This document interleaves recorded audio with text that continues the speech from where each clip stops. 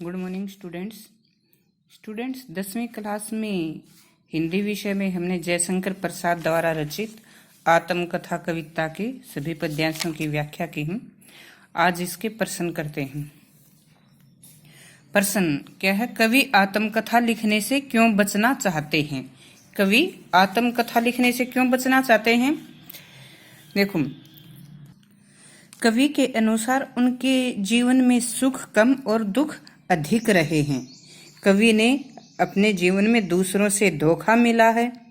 कवि कहते हैं ना कि अपनी भूलें या प्रवंचना औरों की दिखलाऊं में, तो कवि ने दूसरों पर विश्वास करने की भूल की है और दूसरों ने कवि को धोखा दिया है।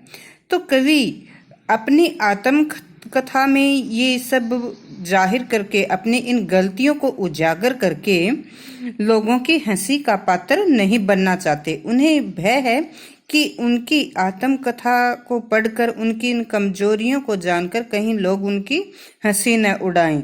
कहता ना, अरे सरलते तेरी हंसी उड़ाऊं मैं। तो कवि को भय है कि कहीं लोग उनका मजाक न उड़ाएं।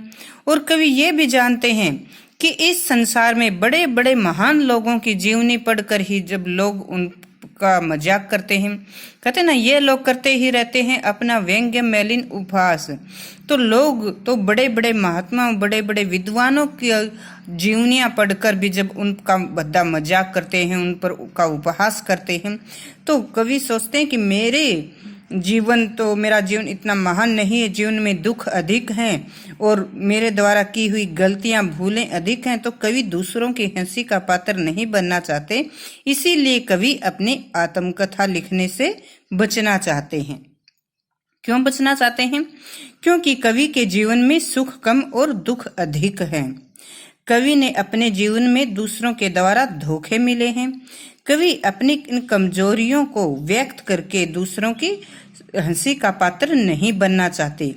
कवि यह भी जानते हैं कि इस समाज में बड़े बड़े महान हस्तियों की जीवनियां पढ़कर ही जब लोग उनका मजाक करते हैं, उनका उपहास करते हैं, तो कवि अपनी जीवनी लिखकर, अपनी आत्मकथा लिखकर दूसरों की उपहास का, मजाक का पात्र नहीं बनना चाहते। ठीक है, ये हमारा पहला प्रश्न था।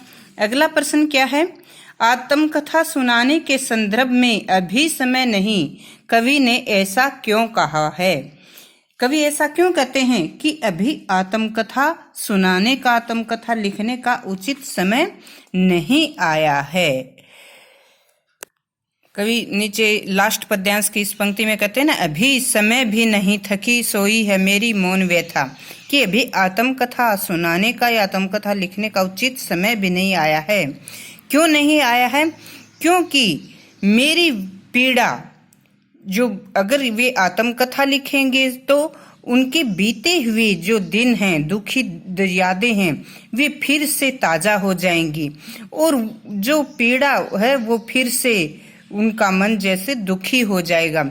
तो वे बीते हुए उन दुखी दिनों को याद नहीं करना चाहते और वे कहते हैं कि अभी आत्मकथा सुनाने का उचित समय नहीं आया है, क्योंकि अभी मेरी पीड़ा जो है, मेरी व्यथा, मेरा दुख है, मेरी इन यादों में सोया हुआ है, दबा हुआ है।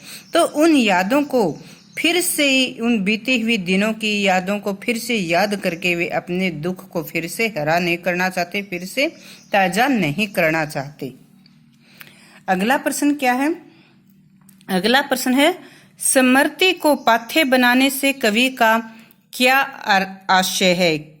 कवि जैसे यहाँ पर कहते हैं, उसकी स्मृति पाथ्य बनी, थके पंथिक की पंथा की।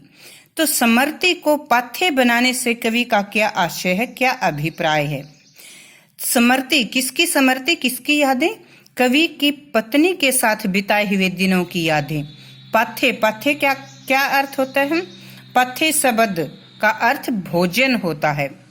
तो जिस प्रकार से एक राह चलते हुए राहगीर को, यात्री को, जो रास्ते के लिए अपना भोजन लेता है, जो उसको ऊर्जा देता है, थका हुआ यात्री जब रास्ते में भोजन करता है, उसको ऊर्जा, एनर्जी मिलती है और फिर से आगे यात्रा करने की हिम्मत मिलती है। तो उसी प्रकार से कवि के जीवन में दुखद दिन अधिक रहे हैं और सुखी दिन केवल उनकी पत्नी के साथ बिताए हुए दिन ही उनके जीवन के सुखद दिन रहे हैं और यही दिन उसके जीवन का सहारा बने हुए हैं। इन्हीं दिनों के सहारे कवि अपने